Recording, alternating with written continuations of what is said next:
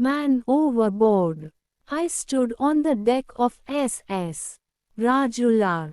As she slowly moved out of Madras harbour, I waved to my grandparents till I could see them no more. I was thrilled to be on board a ship. It was a new experience for me. Are you traveling alone? Asked the person standing next to me. Yes, uncle, I am going back to my parents in Singapore, I replied. What's your name? He asked. Vasantha, I replied. I spent the day exploring the ship. It looked just like a big house. There were furnished rooms, a swimming pool, a room for indoor games and a library.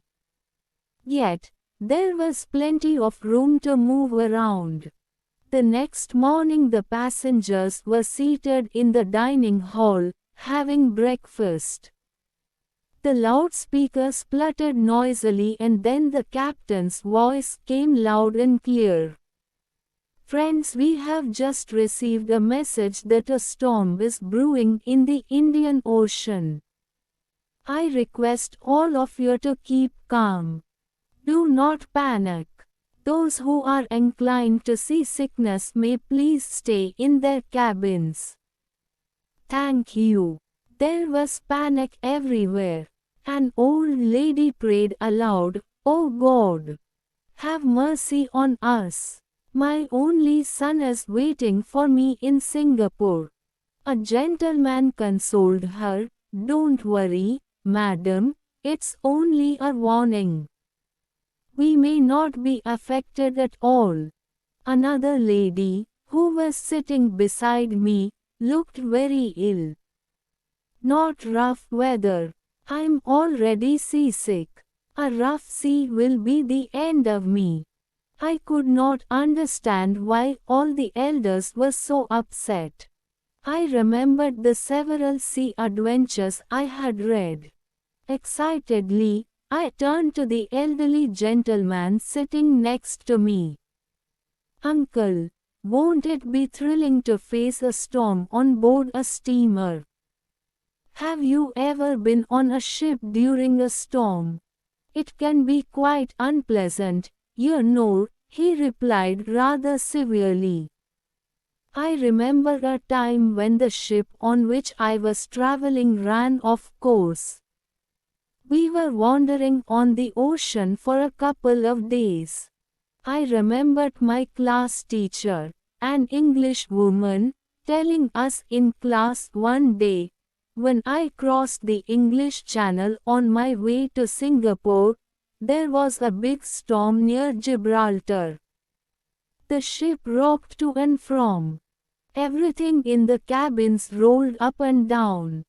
Even the heavy pianos in the lounge went crashing against the walls.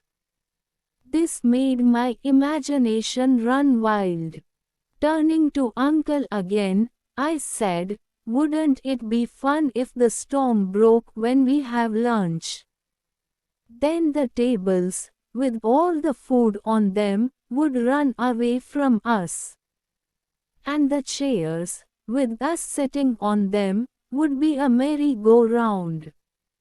Everyone round the table stared at me in horror. I thought to myself, "Oh, these adults, they've no sense of adventure. How dull they are." The storm didn't break, but in the evening a strong wind started blowing. The ship rocked to and from, rocking and rolling to the music of the wind. Huge waves were dashing against it. Even though the deck was slippery, I was running around. That's when I noticed Uncle leaning over the railings.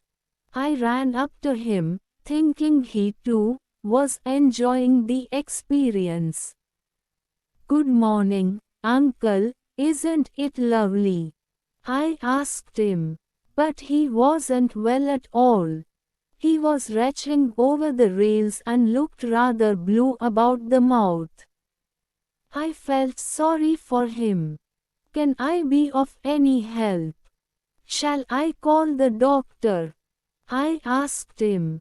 He couldn't reply, but only held up his hand. As another bout of retching shook him, he leaned over the railings. At the same time, a huge wave lashed the ship. It lurched violently and the man tumbled over the railings into the wild sea. For a second I stood rooted to the spot. Then I ran like someone possessed, shouting, and, "Help! Help! Man overboard! Save him!" I must have made a lot of noise. I heard footsteps hurrying even that early in the morning. Tears streaming down my face and shouting incoherently, I ran full pelt into an officer. "What's the matter? Why are you making so much noise?" he asked in a stern voice. I was surprised to see it was the captain.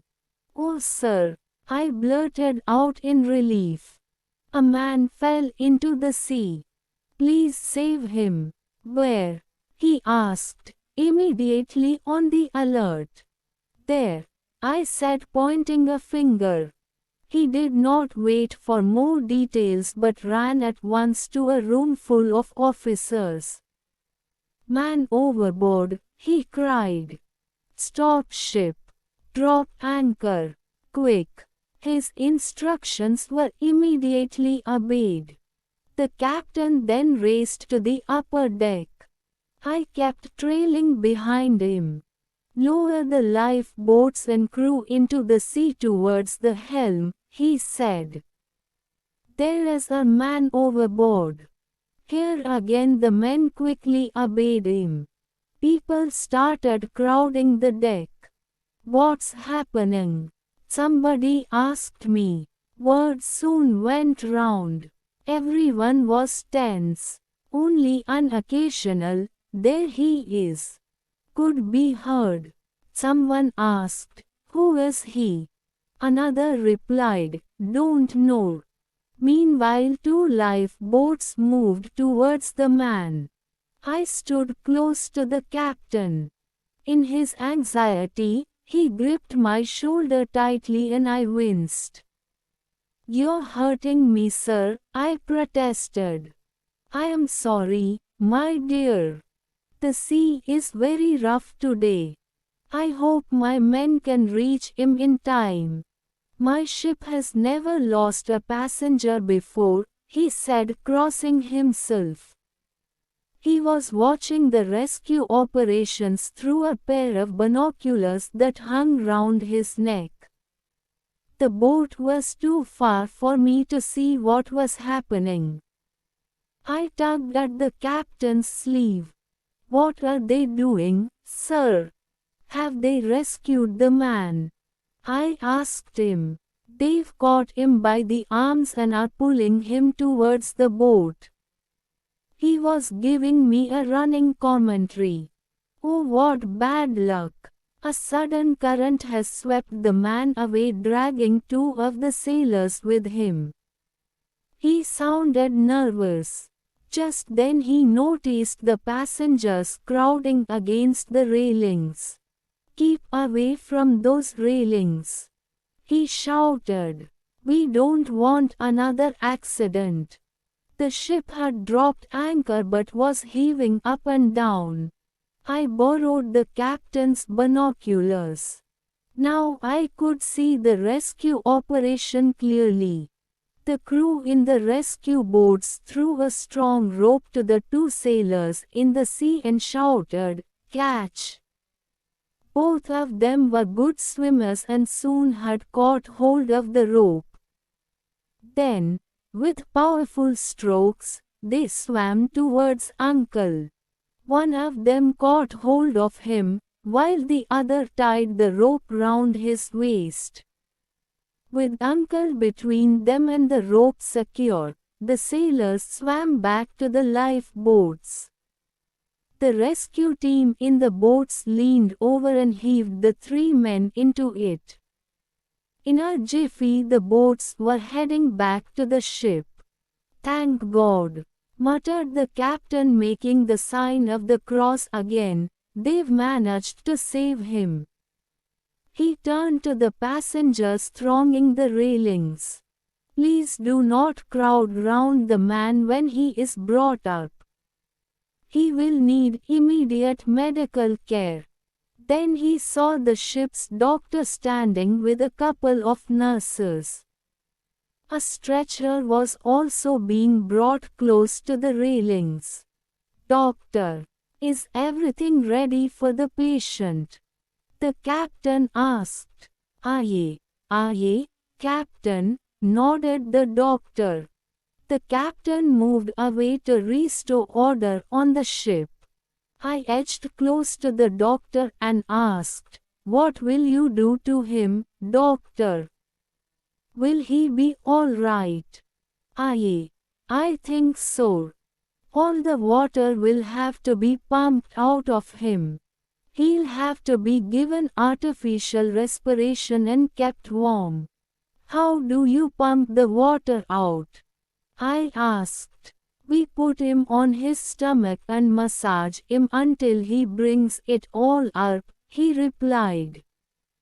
As soon as the rescue team reached the ship, Uncle was placed on the stretcher and rushed to the hospital room. The captain then came to me and said, "Run along now and play with your friends. I'm busy, but will send for you when I'm through. I might even have a surprise for you." When he turned away, I quietly sneaked into the hospital room to see what they were doing to the patient. Two nurses were scurrying to and from with trays full of medicines and syringes. Another was rushing off with Uncle's wet clothes. I stopped her and asked if Uncle was conscious.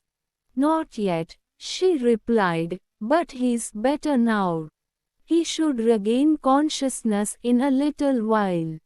The ship was still rolling, so I couldn't play any games. I went and sat in a cozy chair in the lounge and started reading a storybook. I was feeling drowsy and must have dozed off. The next tiling I knew was somebody saying, "Wake up, child. You're Vasantha, aren't you?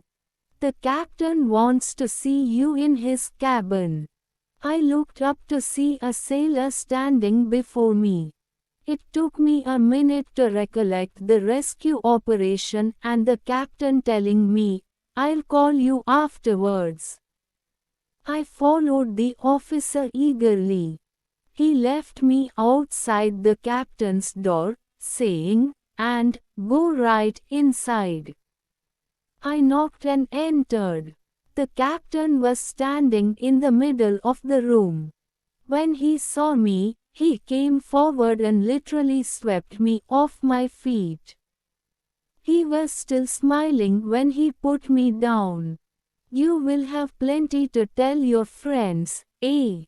Now close your eyes." I did so. Seconds later, I heard him say, "See what I've got for you." On opening my eyes, I saw a big brown box. On it was written, "With the best compliments of Captain Lindsay." I took the box and eagerly opened it. "Oh, what a lovely ship!" I exclaimed. "Does this really belong to me? Can I keep it?" Lying snugly on a velvet backing was a most beautiful model of the ship. On it was inscribed, "BISN. Encore. SS. Rajular." I placed the box carefully on the table. Then I threw my hands round the captain and hugged and kissed him. He patted my cheek and smiled as he saw me lift the box and walk happily out of his room. I proudly showed my present to everyone I met. "See what the captain has given me. Isn't it lovely? Yes, indeed, was the unanimous verdict. I was the happiest person on board that day.